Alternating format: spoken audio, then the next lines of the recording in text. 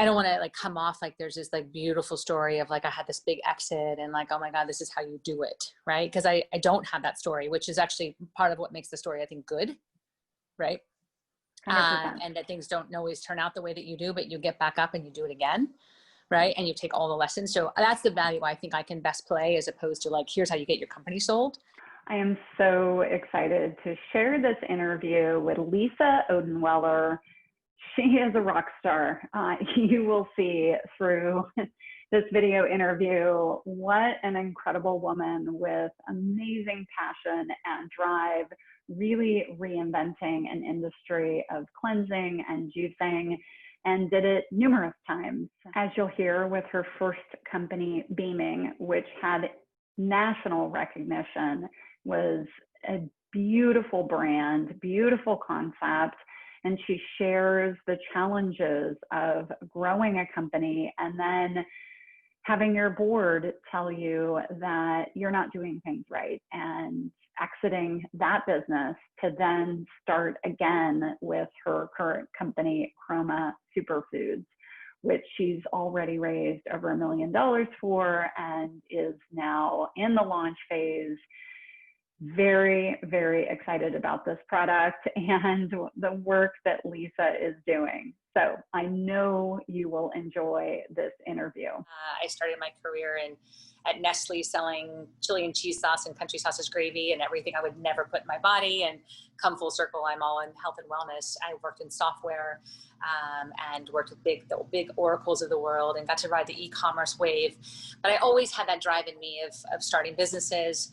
And I also became a mom at a very young age. I was a mom at 26.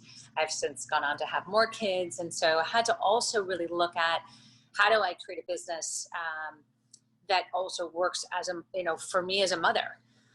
So my first entrepreneur endeavor, if you will, was my interior design company. I had one daughter that was 4 and then 2 babies back to back. And I had to create a business that was really going to allow me to be a mom, but also go make money, be creative, get out in the world, and not just in play groups, but also like, how do I actually contribute? So I started an interior design and window coverings business. And, that was really my entree point into how do you go out and market yourself? How do you take something that I wasn't an expert in and become an expert very quickly? And I ended up winning awards for the business and really ended up having a really great career for about 8 years doing that.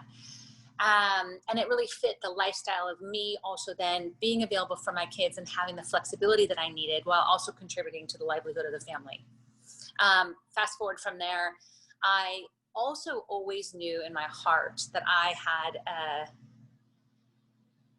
bigger dream of making impact. How could I really, really change lives? And I knew that doing window coverings and interior design was helping people's, home, but how could I go beyond that? So I played and dabbled in a couple of different ideas. My next venture after that was a jewelry company. I never actually formally launched it, but I was really passionate about jewelry and how we wear it and the gift and this whole idea and this story about how do you help someone feel amazing, right? And that actually led me to the bigger conversation, which was the best way I can help people feel amazing is actually through food. And that's really what led me to like kind of being in this wellness space now that I've always been in since I was little. And since I can remember, I was exercising and eating well. And I laughed that I think we're making, we'll call them superfood smoothies, when I was like 12 years old, and whatever those looked like, blueberries and spinach and whatever into a blender. I don't even know if the Vitamix existed then, right? But I was putting something into a blender. I was trying to figure out how to make chocolate chip cookies healthy because I love cookie dough, but I didn't want to eat all the dough, and I was making it for the football players. So how can I make healthier chocolate chip cookies? So I think that's been threaded in me and also through my family. But it took me until I had my own health issues and really kind of my daughter being on ADD medication that the moment of truth kind of presented itself as I started to understand the concept of food as medicine, right, is when I realized I needed to do something with it. I had always wanted to feel empowered with my health. I wanted to feel like there was something that I could do that was not just walking into the doctor's office and they hand you a prescription, but how can I take health into my own hands? And I just, kind of side story, but about 15 years ago, it's crazy it's that many years now, but I saw a woman named Chris Carr speak. And many of you probably know her, and she still is to me like kind of the one that one of the key people that started this movement as food as medicine, because of her story through having cancer and healing herself through food, right? And she has this saying that, we have more power over our health than we think we do, and it starts with what you eat, drink, and think. And that stuck with me. And I was actually at an event where she was speaking, and I listened to her story. And as I looked around the room and I saw the energy of the room, kind of just captivated by her, but like the vibration of the room was like elevated. Everyone was just like, who is this dynamic, beautiful, witty woman? And I looked at my friend and I said, my God, that woman is beaming. We want what she has. We don't want her cancer per se, but we want that energy, that life in us, that you are beaming from the inside out. And she became how I ended up starting my last wellness company, Beaming. Is really that became my personal journey of really understanding food as medicine. My daughter came off ADD medication, and that was a big moment of truth when I realized not only did she not need to be on medication, but it was as simple as removing the catalysts of sugar, wheat, dairy, gluten, the things that cause inflammation in the brain. Why were the doctors not talking about that, right? And that became for me like, wait, this conversation needs to get out there. This is not like we're too quick to go take medication. How do we take health into our own hands and start at the root of the problem and fix it from there? Not that medication doesn't have its place, but we're too quick to go there. And quickly after my daughter coming off of ADD medication, 2 weeks later, her mind was clear. She's in honors classes. She's never gone back to ADD medication. And it was as simple as changing her food. And not one doctor ever said that. So I felt like at this point, I have a responsibility to change the conversation. How do I get this information out there? How do I help people really realize the power we have over our own health? And I went on a mission. And I always say that it was a divine intervention. Like I literally couldn't not do it. I had to get this out there. And I had no idea how I was going to get it out there. I just knew that I now had a responsibility to get it out there. And I thought, okay, I can write a book. I can write blogs. I can have conversations. I can put events together. Or what if I make the food and help them feel what we felt, make it taste great, and you experience it yourself? Because there's no better way for anyone to learn than to have the experience themselves. And that then led to the birth of my last brand, and is the same energy that is going into this brand and anything that I do, here going forward. So let's get into Beaming. You gave us the inspiration behind it and how you came up with the name, but just describe the business and then describe your progress of growth in the business. It was such a beautiful story of like literally, birthed out of my home with my children. I had a dream, I had a vision to help make healthy taste amazing and help people experience the power of food as medicine. And I knew I had to make it hip and cool and do it in a way that wasn't, hippy dippy and, just like the people felt tortured. I was like, what if I make it like sexy and cool and yummy and like a brand that, the kids want to go to instead of McDonald's and that even men want to come to. But I had never done it before. I didn't have any experience. Had never worked in a restaurant. I had never been in the food business. I'm not a trained chef. I had gone to IIN, to learn nutrition, but I didn't have any formal degrees. And I certainly had never raised capital before, or put a business plan together.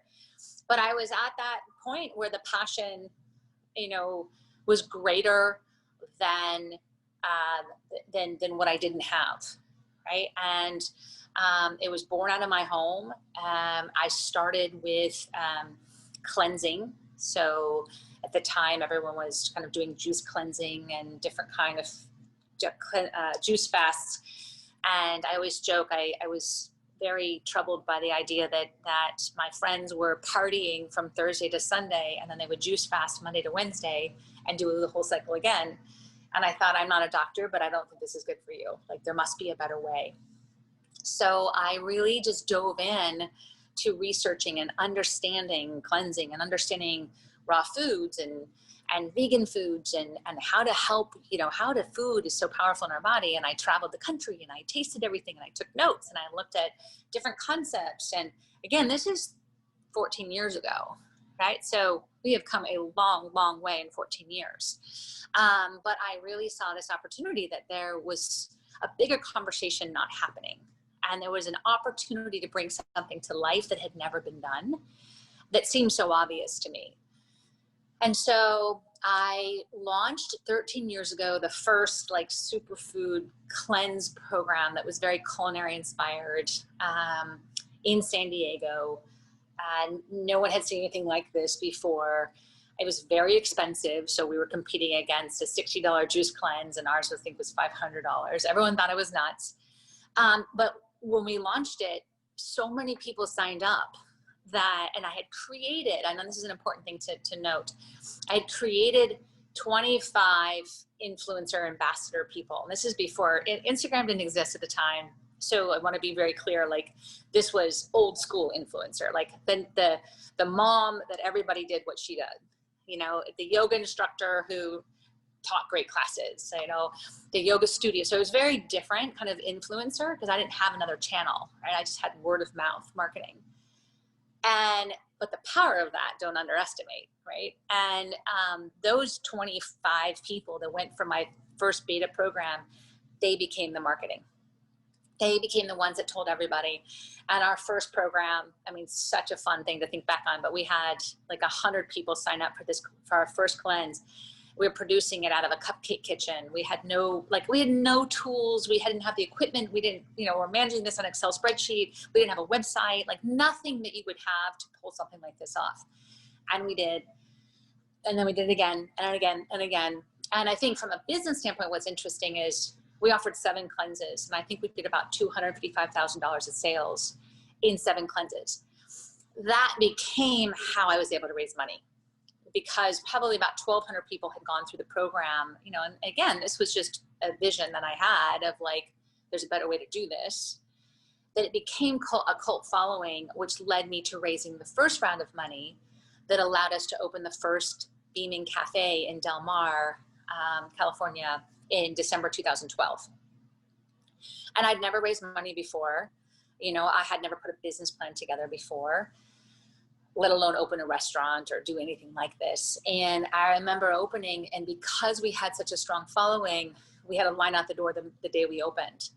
And I remember we were making all this, very difficult, complex food out of a probably 40 square foot kitchen.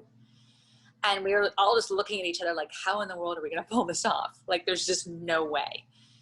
Total mayhem, but so much passion. And everyone was so passionate about it. And the community was so passionate about it that it just kept, building on itself. It was such a cool time.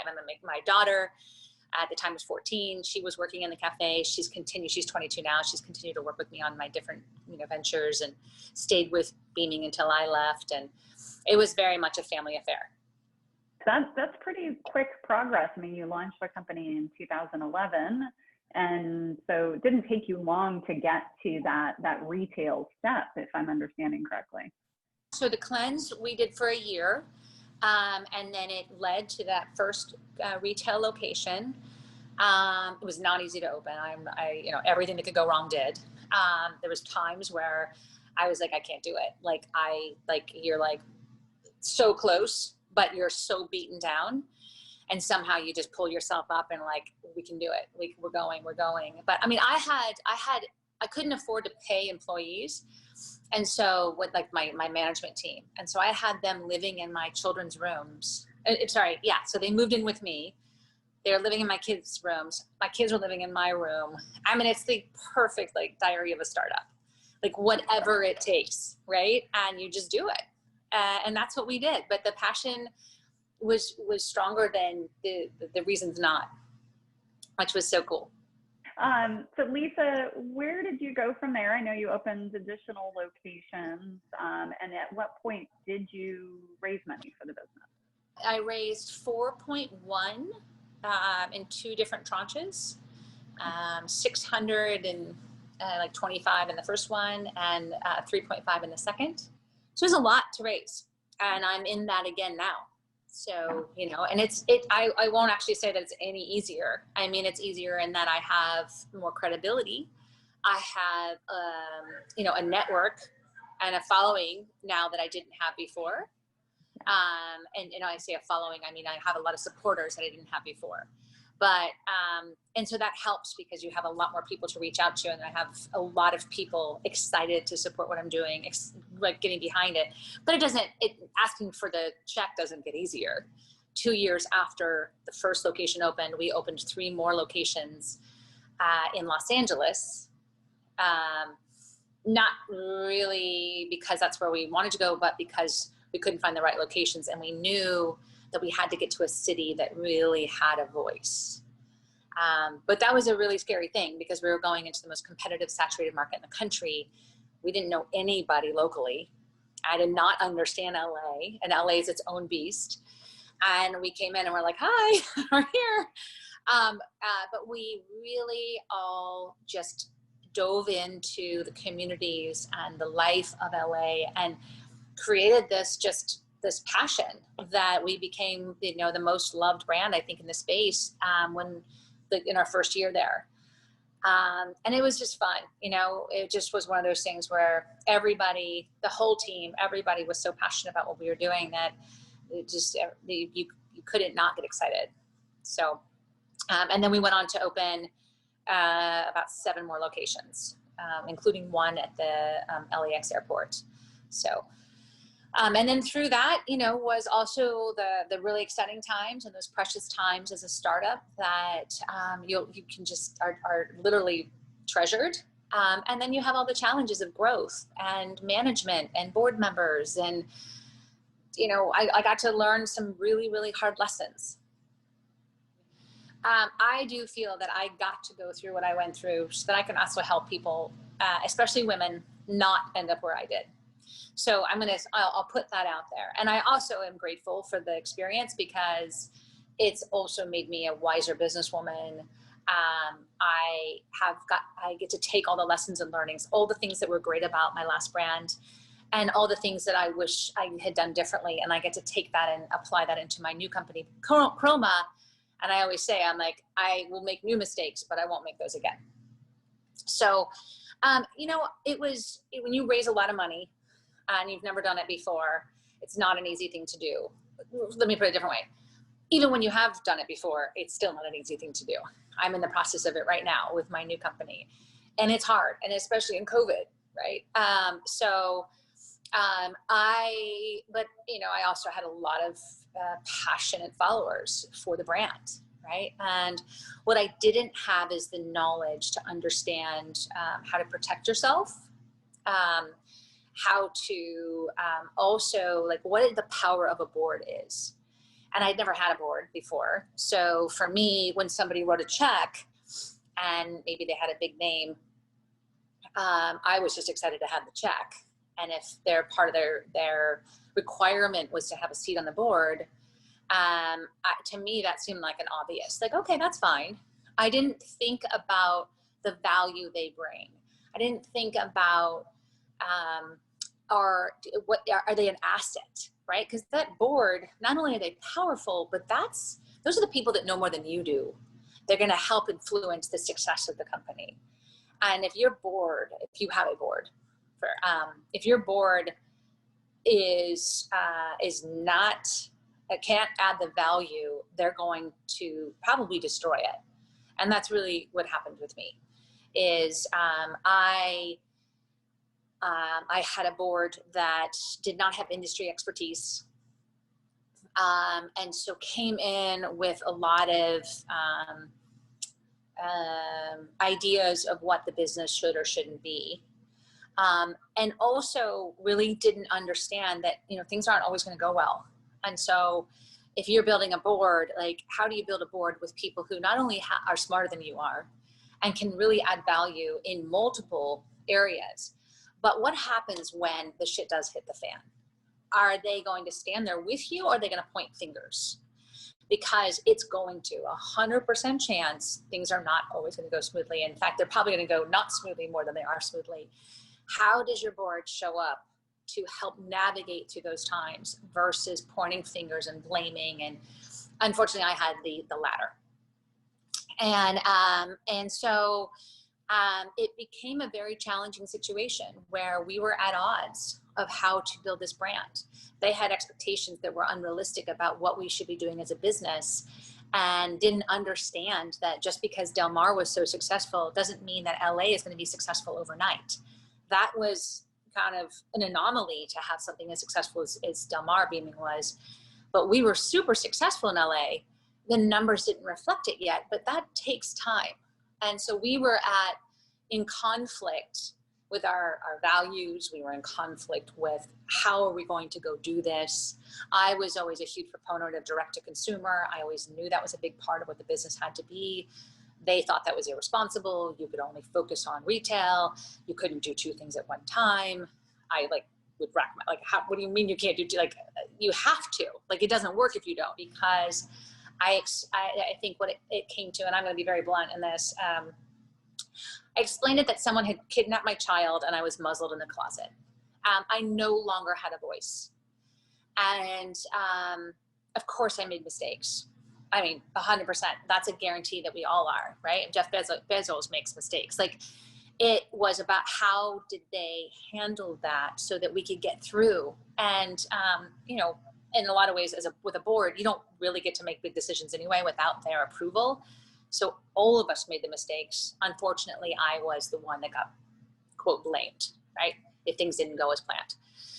So a lot of serious offense, and I ended up fighting for the company and really for the ethos of the brand and the beauty that we were doing, because it was bringing so much good, so much happiness, so much health to so many people.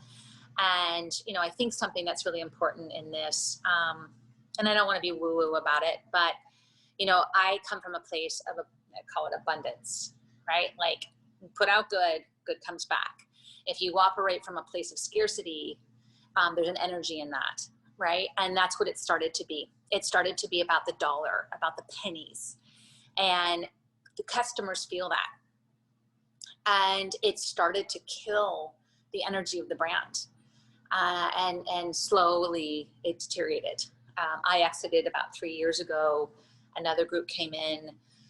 I watched them, for lack of better words, destroy it. And sorry, that was blunt, but it was very painful to watch. But it was also, again, my greatest teacher, because, I feel so much just wiser. I miss the naivety.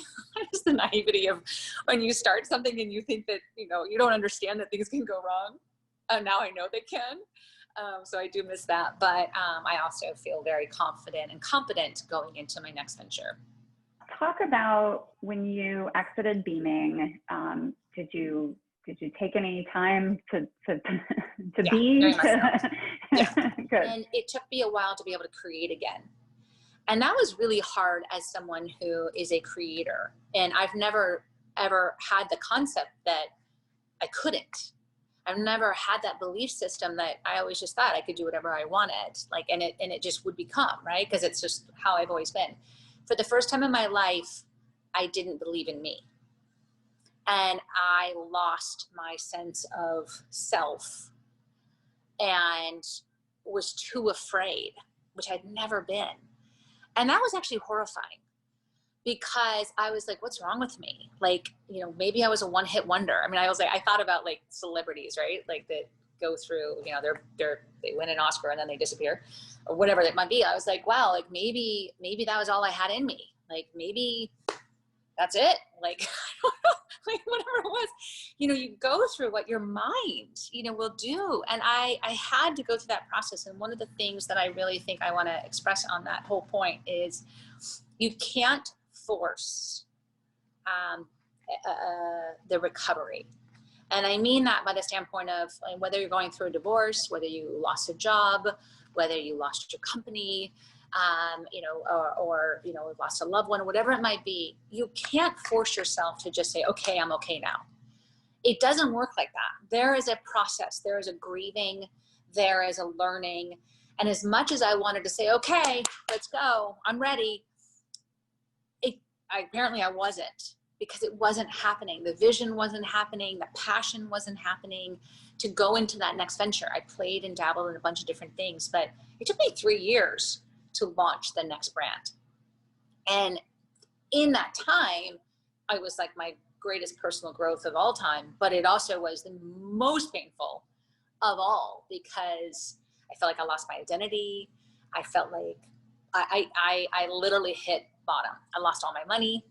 I was 2 weeks from moving in with my parents, and it was like, it's such the I guess that story of like, even when you hit bottom, like how do you come back? How do you not give up? Right? And I'm still there. Like, I'm so passionate about what I love, what I'm doing. But it's not easy. Right. But the passion drives me every day. Through the exit of Beaming and it went on to sell to another company in the space, or I should say partnered with, and then it's now gone on to partner again. So 3 companies under one umbrella, with a new CEO that I love, and really understands and respects a founder. And that's a big deal. I hadn't really experienced that. And so he and I have been having amazing conversations about like their next chapter, bringing these 3 amazing brands together.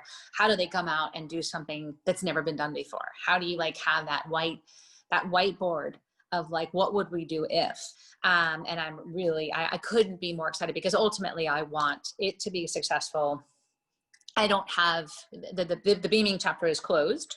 But I'm very passionate about the space, and I'm passionate about creating, and I'm passionate about helping people live healthier lives. And if I can help a company that's being led by someone I really respect and have all that positive energy going into that, like, I'm all in. Right. So that's exciting.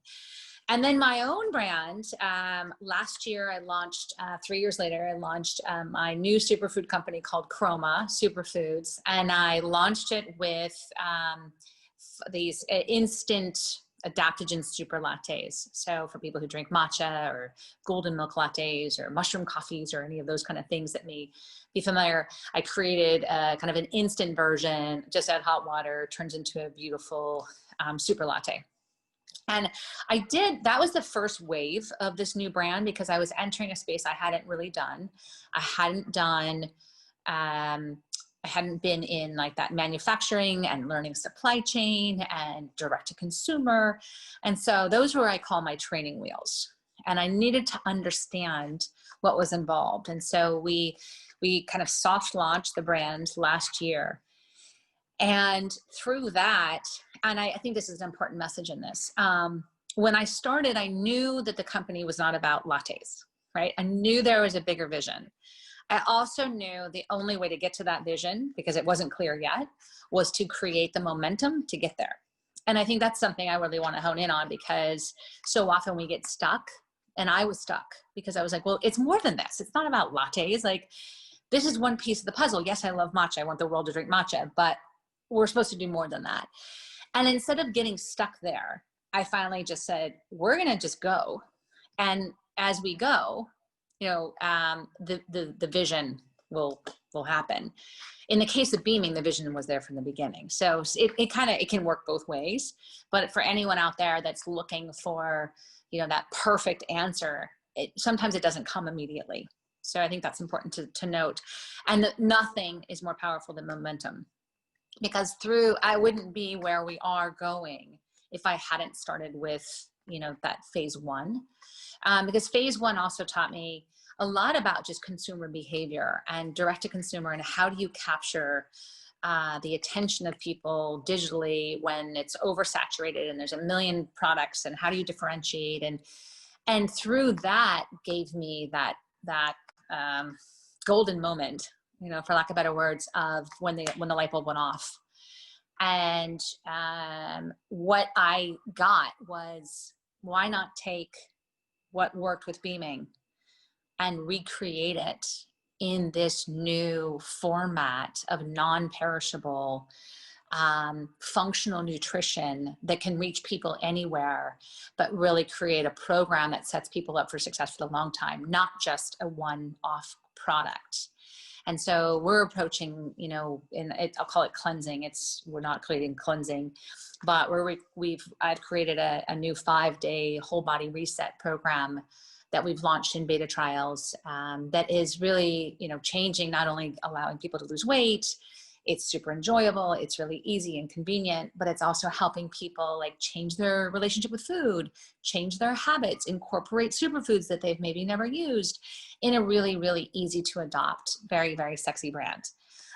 So we're launching in November, and super excited because I get to do what I love, and I get to really have that impact of transformation, which is something that, really ultimately drives me. I think it drives all founders.